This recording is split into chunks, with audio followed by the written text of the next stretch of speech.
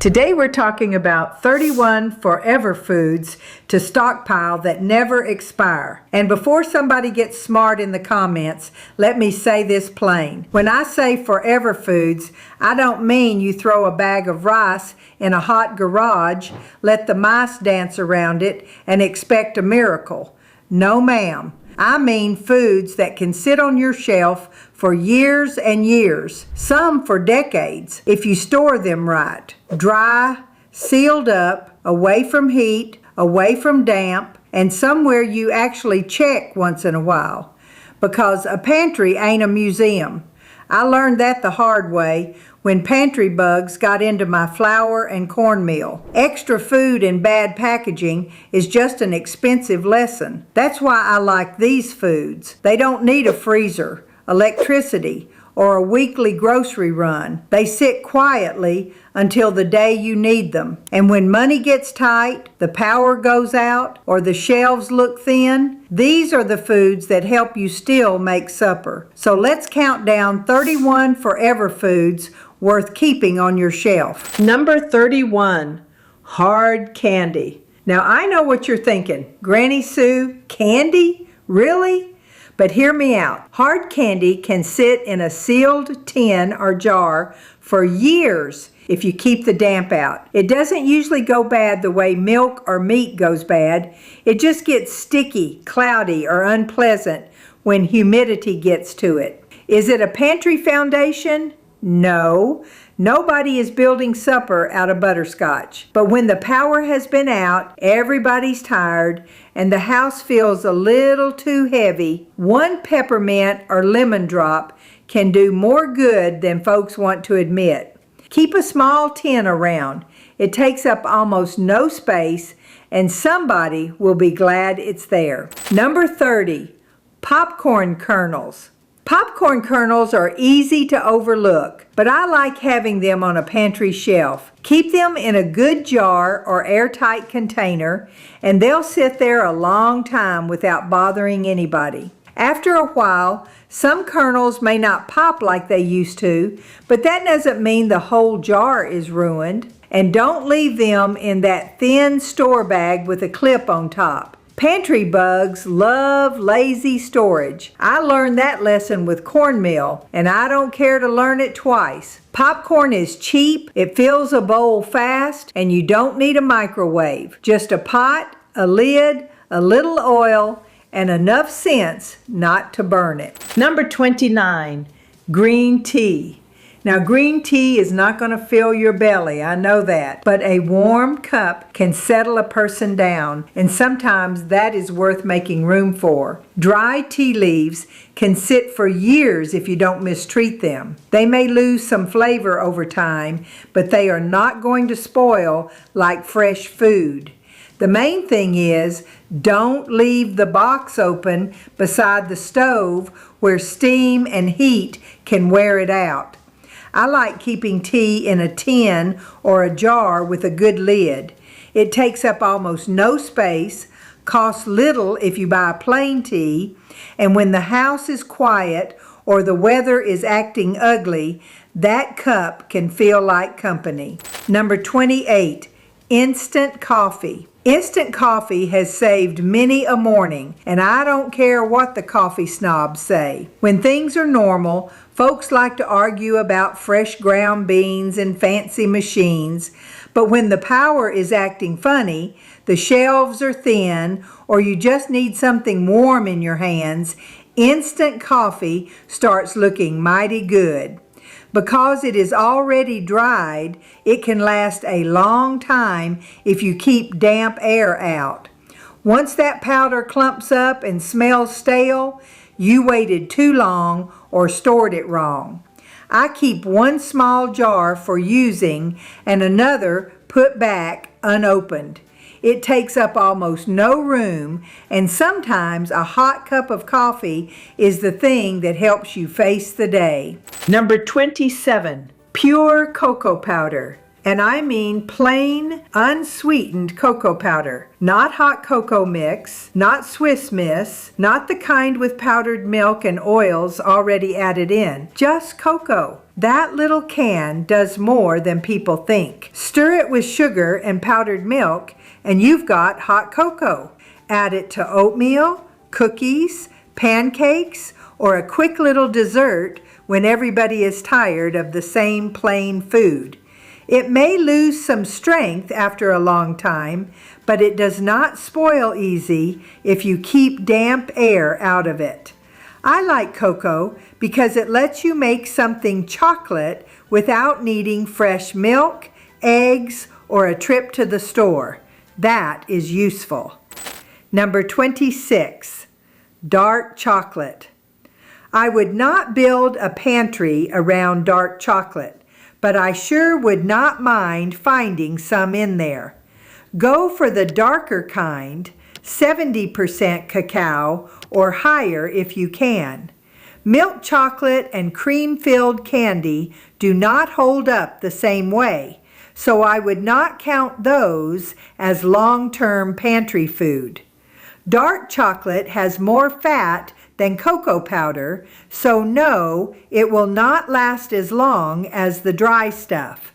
But kept cool and away from heat, a few bars can hold up for a good while. And if you see that pale gray film on top, don't panic. That is usually bloom, not spoilage. It may look tired, but it can still be fine. A few squares tucked away won't feed the house, but they sure won't hurt anybody either. Number 25, powdered gelatin or Jell-O. This one may bring back church suppers, hospital trays, and somebody's aunt putting fruit cocktail where it did not belong. Plain gelatin is the more useful one. You can use it for thickening, soft desserts, homemade gummies, or foods that need a little body to them. And for older folks who have trouble chewing, soft foods can be a real help. Flavored Jell-O will keep for years too, though the color and flavor may not stay as bright forever. Is it something I'd build a pantry around? No, but a few boxes tucked away can be nice to have, especially when children are around, or when somebody just needs something cool, sweet, and easy to swallow. And I know some grown folks who still smile at a little bowl of Jell-O. Before we keep going, if you're enjoying Granny Sue's Pantry Wisdom, go ahead and like this video. It lets me know you want more practical food advice like this. And if you haven't subscribed yet, come on and join us. Around here, we talk about food that lasts, money that stretches, and common sense that still matters. All right, let's keep going. Number 24, pure vanilla extract. I keep vanilla because I bake. Simple as that. A little splash in oatmeal, powdered milk, cocoa, pancakes, bread pudding, or plain cookies can make the whole thing taste like somebody cared. But I'm talking about real vanilla extract, not the imitation stuff. Real vanilla is made with alcohol, and that is part of why it holds up so well on the shelf. It may even mellow a little as it sits, which is not a bad thing at all. Now, if alcohol is a problem in your house, skip this one. No bottle of vanilla is worth trouble in the home. But if you bake even a little, pure vanilla is a small thing that does a lot of work. Number 23, blackstrap molasses. Blackstrap molasses is not trying to be cute. It is dark, thick, strong, and a little bitter if you are not used to it. But old kitchens kept it for a reason. It comes from the last boiling of sugar cane, so it has a deeper flavor than regular molasses. It also brings minerals with it, iron, calcium, and magnesium, which is why some old-timers treated it almost like a tonic. If it gets thick or starts to crystallize, don't panic. Warm the bottle gently and it will loosen back up. I like it in baked beans, gingerbread, marinades, and anything that needs a deep, old-fashioned sweetness. Start with a small bottle if your family is not used to it. This is not one of those things you buy by the gallon just to prove a point. Number 22, pure maple syrup. I like maple syrup, but I'm going to tell you the truth. This is not where you start if grocery money is tight. Handle your rice, beans, oats, and salt first. Maple syrup can wait, but if you already use it, make sure it is the real thing. I'm talking pure maple syrup, not pancake syrup that is mostly corn syrup with maple flavor waved over it. Unopened, pure maple syrup can sit on the shelf a long time. Once you open it, don't leave it sitting around sticky and half-capped. Put it in the fridge or freezer because mold can show up after it's opened. A spoonful can dress up oatmeal, cornbread, powdered milk, pancakes, or baked sweet potatoes. It is expensive, so don't buy it to impress anybody. Buy it because you'll actually use it. Number 21, apple cider vinegar. Apple cider vinegar is worth keeping because it does more than sit there looking healthy. The kind with the mother in it may look cloudy, and that scares some folks, but that cloudiness is normal. Sediment can show up too. That does not mean the bottle has gone bad. I use apple cider vinegar in dressings, marinades, pickles, and little kitchen fixes when something needs a bit of sharpness. Some folks drink it, some folks swear by it, and some folks act like it can fix everything from a sore toe to a bad attitude. I'm not going that far, but I do like having it. It is useful, not too expensive, and one bottle can help with a lot of small kitchen jobs. Number 20, distilled white vinegar. White vinegar is the plain workhorse. Apple cider vinegar has that warmer taste for food, but white vinegar is sharper and cleaner. I use it for pickling, wiping things down, deodorizing, rinsing jars, and cooking when I need acid without adding much flavor. And it is cheap. That matters. You do not need a tiny, fancy bottle with a pretty label. The plain gallon jug from the grocery store will do just fine. I like keeping white vinegar separate from apple cider vinegar because they do different jobs in my kitchen. If you are building your pantry slowly, this is an easy one. One jug now, another later. No fuss. Number 19, Worcestershire sauce. This little bottle surprises people, but it can do a lot in a pantry kitchen. Worcestershire sauce is made with strong things: vinegar, molasses, tamarind, anchovies, spices, and that vinegar helps it keep for a long time. Unopened, it can sit for years. Once opened, it still holds up well if you keep the cap on and don't let the bottle get nasty around the rim. You don't use much at a time either. A few shakes can deepen soups, stews, gravies, marinades, canned meat, or a pot of beans that needs help. Just check the label if allergies are an issue, because some brands do have anchovies in there. It is not a first priority food, but once the basics are handled, I like having it around. Number 18, soy sauce. Soy sauce has been saving plain food for a long, long time. It is salty, fermented, and built to sit on a shelf better than most sauces. An unopened bottle can last for years. Once you open it, the flavor may fade over time, but it does not suddenly become useless just because the date scared you. A splash can change rice, beans, noodles, soup, vegetables, or stir fry. It gives food that deep, savory taste people like, even when there is not much meat in the pot. Now, I would not pour it on everything like gravy. It is salty, and some folks need to watch that. But if rice shows up in your kitchen often, soy sauce is worth having. Plain rice and a little soy sauce have kept many people from feeling sorry for themselves at supper. Number 17, whole peppercorns. Ground pepper gets tired fast.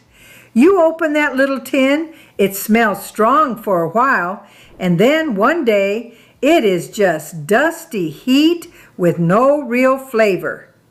Whole peppercorns hold on better because they have not been cracked open yet. The flavor stays tucked inside until you grind it. A little pepper grinder does not cost much, and it makes a difference. Beans, eggs, soup, rice, potatoes, gravy, all of them wake up with fresh pepper. I don't buy peppercorns to be fancy. I buy them because they last longer and taste better. And black pepper is one of those things you do not think about much until the food is plain and there is none left. Number 16, dried herbs and spices. Spices don't usually go bad in a way that will hurt you. They just get tired. That old jar of oregano from 6 years ago may not make anybody sick, but it might not help your soup much either.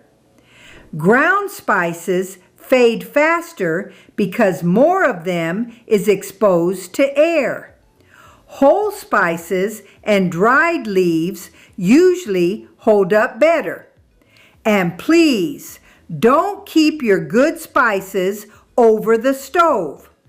I know those little racks look cute sitting there, but heat and steam will wear them out fast. I like keeping the basics where I can reach them.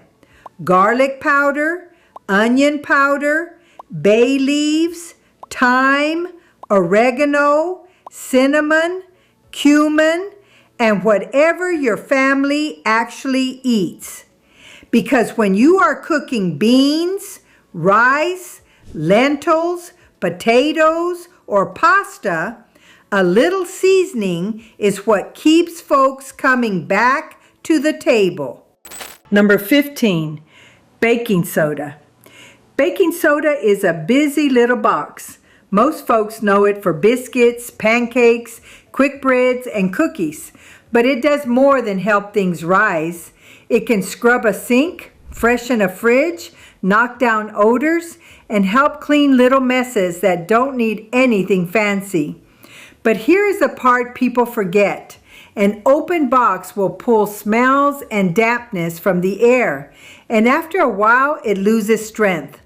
That is fine if you are using it for odors, but not so fine if you are trying to bake with it. I keep one box for cleaning and one sealed up for food. Don't mix those up because nobody wants biscuits tasting like the refrigerator. It is cheap, easy to find, and worth having a few boxes tucked away. Number 14, cornstarch. Cornstarch does not look like much, but it can save a thin pot. A watery soup, loose gravy, runny sauce, or leftover broth can turn into something thicker with one spoonful. Just mix it with cold water first. Don't dump it straight into the hot pot unless you want white lumps floating around.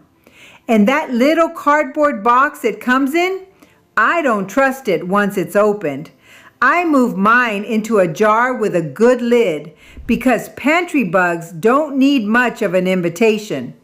Cornstarch will not feed you by itself, but it can help turn something runny into something you can actually spoon over rice, biscuits, potatoes, or whatever else you've got. That is useful on a tight day. Number 13, potato flakes. I'm talking about instant mashed potato flakes here. Not fresh potatoes, not canned potatoes, and not fancy freeze-dried slices. Just those dry flakes that turn into mashed potatoes when you add hot water. Are they gourmet? No. But when people are hungry, nobody is standing around judging the potato. They want something warm and filling in the bowl. Stored in Mylar or a good airtight container, potato flakes can last a very long time. And they do not ask much from you. Hot water, a little salt, maybe some powdered milk or butter if you have it, and supper already feels less thin.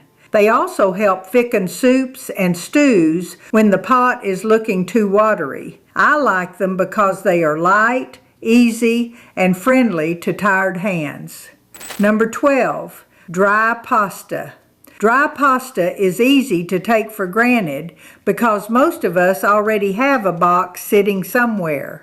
But spaghetti, macaroni, noodles, and shells can carry a supper when you don't have much time, money, or energy. It cooks fast, fills a bowl, and gets along with almost everything else in the pantry. But that cardboard box it comes in is not long-term storage. If I'm putting pasta back for later, I move it into jars, Mylar bags, or a bucket with a good lid. Stick with plain pasta too. The fancy kind with eggs, cheese, or added flavors is not the same thing for long keeping. A big jar of pasta on the shelf may not look special, but when you can turn it into soup, bake it with a sauce, mix it with beans, or serve it plain with a little seasoning, that is good sense. Number 11, dried corn. I like foods that give you more than one use, and dried corn does that. I'm talking about whole dried corn, field corn, dent corn, the kind you can grind later. Popcorn has its place, but this is the corn that can turn into cornmeal, mush, or something to thicken a pot. Whole kernels keep better than cornmeal because they have not been ground open yet. Grind what you need when you need it. Some folks also soak dried corn with lime to make masa for tortillas and tamales. That is old kitchen knowledge. Just make sure you store it where bugs and dampness can't get to it, because corn will draw both if you get lazy with the container. Now we're getting into the real foundation of the pantry, so pay attention here. Number 10, wheat berries. Wheat berries are what you keep when you want flour later, not flour sitting there getting tired. Once wheat is ground, the inside is exposed. Air gets to it, and the oils in the germ can turn rancid. But the whole wheat berry still has its little coat on, and that helps it last much longer when sealed upright. Here is the honest part. Wheat berries only help you if you can use them. You need a grain mill to turn them into flour. Or you need to know how to cook them whole like rice or farro. So don't just buy a bucket and feel prepared. Try them first. Learn them first. A pantry ain't a museum. Everything in it should have a job. Number 9, non-fat powdered milk. Fresh milk is wonderful until the fridge quits, the power goes out, or nobody is running to the store. That is where non-fat powdered milk comes in. And I do mean non-fat. Whole powdered milk has fat in it, and fat can turn rancid over time. Non-fat powdered milk holds up much better when it is sealed right. Will it taste like cold milk straight from the jug? No, and I'm not going to sit here and pretend it will. But it helps with oatmeal, pancakes, biscuits, white sauce, cream soups, gravy, hot cocoa, and baking. It gives you protein and calcium when fresh milk is not around. If you have children in the house or grandbabies visiting often, this is worth thinking about. Keep it sealed until you need it, and once opened, divide it into smaller jars so you are not exposing the whole supply every time you need a scoop. Number 8, bouillon cubes or powder. Bouillon does not get enough credit. A pot of plain boiled rice or beans is food. A pot of rice or beans cooked in broth feels more like a meal. That is what bouillon does. It gives plain food some backbone when you do not have meat, bones, or fresh vegetables to make broth from scratch. Chicken, beef, vegetable. I like having a little variety if the budget allows. Cubes are fine. Powder is fine. Just keep the container sealed because steam and damp air will turn it into one hard, salty brick. And when you are working with very little, flavor matters. It can be the difference between folks eating supper and folks just pushing it around the bowl. Number 7, white sugar. I keep a lot of sugar in my pantry, a lot, and I'm not apologizing for it. White sugar does not spoil when it is stored right. It may clump, it may harden, but it is still sugar. The one thing I do not do is put oxygen absorbers with it. That will turn your sugar into a brick, and then you'll be standing there mad with a hammer. Keep it dry, sealed, and away from strong smells, because sugar will pick up odors if you let it. Sugar sweetens, yes, but it also helps with baking, jams, syrups, preserves, and feeding yeast when you are making bread. A bargain ain't a bargain if nobody eats it, but sugar gets used in most kitchens one way or another. Number 6, salt. Salt is not optional in a pantry. Folks have used it for preserving food for longer than any of us have been around, and there is a reason for that. Salt does not spoil. It does not turn rancid. It just needs to stay dry. But just like sugar, I do not put oxygen absorbers with salt. That can turn it into one hard lump, and then you've made extra work for yourself for no good reason. Keep it in jars, buckets, or Mylar bags sealed up from damp air. I bought a 50-pound bag years ago, and I still have plenty of it. That may sound like a lot, but salt gets used for cooking, pickling, preserving, brining, and making plain food taste right. Number 5, raw honey. Honey is the famous forever food, and I'll give it that. Real honey can last a very long time when it is kept clean, sealed, and dry. That is because honey does not give bacteria much of a place to live. It has very little moisture, it is acidic, and it is stubborn in all the right ways. But I said real honey, not honey-flavored syrup in a cute little bear bottle. If you're putting honey back, buy the honest stuff. And if it turns grainy, don't throw it out. That is crystallizing, not spoiling. Set the jar in warm water and let it loosen back up. I keep honey because it sweetens tea, oatmeal, biscuits, cornbread, and plain pantry food. It also feels good on a scratchy throat when the weather changes. It is not cheap, but a little jar of real honey does a lot of work. Number 4, rolled oats.